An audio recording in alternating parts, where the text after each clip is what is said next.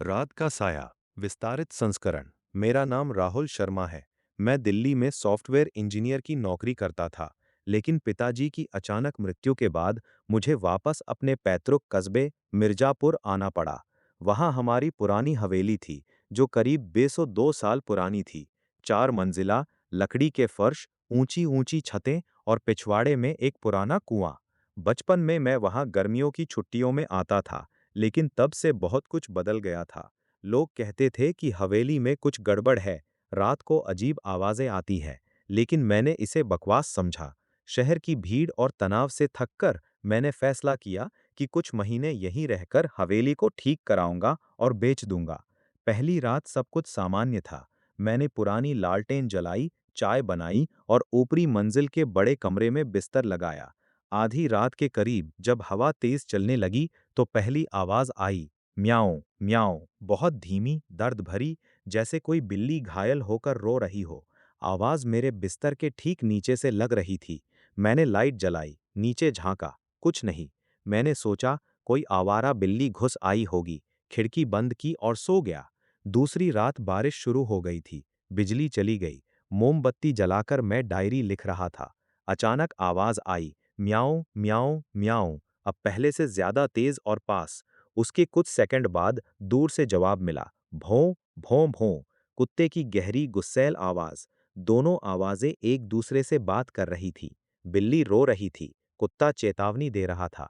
मैंने खिड़की, समय की बात है, उन्होंने एक काली बिल्ली पाली थी जिसका नाम छाया था। वो बिल्ली बहुत चालाक थी, लेकिन दादाजी को शक हो गया कि वो रात को जादू टोना करती है। एक दिन उन्होंने उसे मार डाला। और कुत्ता? मैंने पूछा। रामदास जी की आंखें सिकुड़ गईं। वो कुत्ता कालू था, छाया का सबसे अच्छा दोस्त। जब दादाजी ने बिल्ली को कुएं में फेंक दिया, तो कालू पागल हो गया। उसने दादाजी पर हमला कर दिया। दादाजी ने उसे भी मार दिया। लेकिन उसके बाद दोनों की आत्माएं हवेली छोड़कर कभी गईं ही नहीं। रात को जब बिल्ली रोती है, कुत्ता उसे बचाने आता है।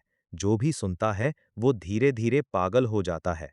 मैं हंसा, लेकिन रात को लौटते समय मेरी रीढ़ की हड्डी ठंडी हो गई।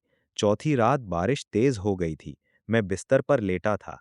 अचानक फर्श पर हल्के पंजों की आहट। टप टप टप, फिर आवाज, म्याऊं म्याऊं।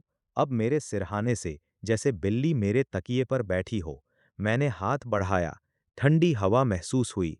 फिर कुत्ते की आवाज मेरे कमरे के बाहर से, भौं भौं भौं, बहुत तेज, जैसे दरवाजे को तोड़कर अंदर आने को तैयार हो। मैं उठा और दरवाजा खोला।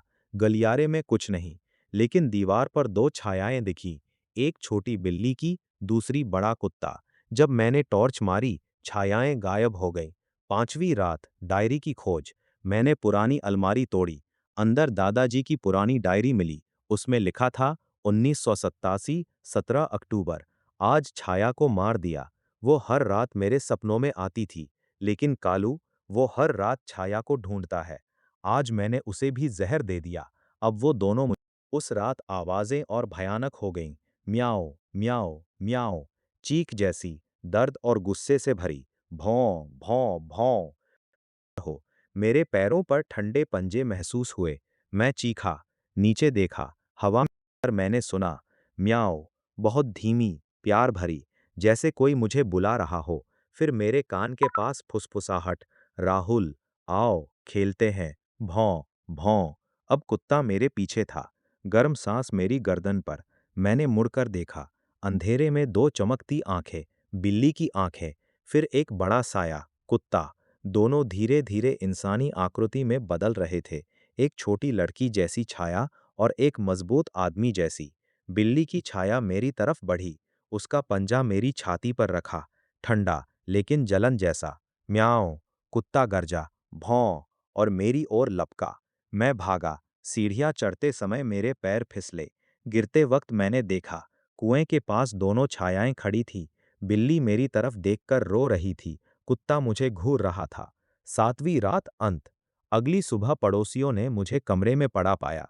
मेरी गर्दन पर गहरे निशान थे, बिल्ली के नाखून और कुत्ते के दांत जैसे। आंखें खुली हुई, मुंह में दहशत। लेकिन सबसे डरावनी बात, मेरी डायरी के आखिरी पन्ने पर मेरे हाथ से लिखा था, वे अब अंदर हैं। छाया मेरे दिमाग में, कालू मेरी आत्मा में, अब हम 3 हैं, अब वो हवेली फिर खाली पड़ी है। अगर कभी तुम रात में वहां से गुजर रहे हो और सुनो म्याऊं म्याऊं फिर जवाब भों भों, तो भाग जाना, क्योंकि अब वे नया शिकार ढूंढ रहे हैं। और अगर तुमने जवाब दिया तो वो आवाजें अब तुम्हारे अंदर से आएंगी, हमेशा के लिए। कैसी लगी ये लंबी वाली कहानी?